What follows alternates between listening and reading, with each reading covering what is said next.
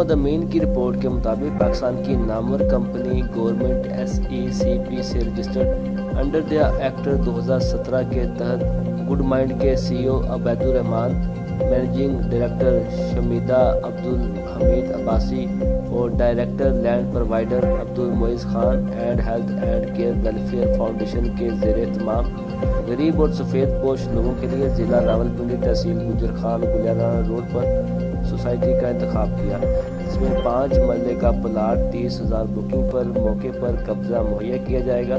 पाकिस्तानी शहरी पहली इंस्टॉलमेंट पर अपना घर तामीर कर सकते हैं।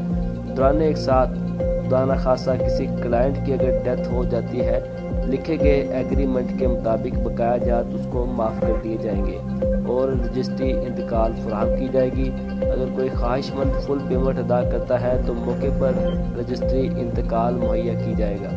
ये ऑफर चंद दिनों के लिए पब्लिश की गई है। Office number 1415 4 floor B block Gakhar plaza bank road सदर रावलपिंडी। रब्ते के लिए स्क्रीन पर दिए गए नंबर पर कॉल करें।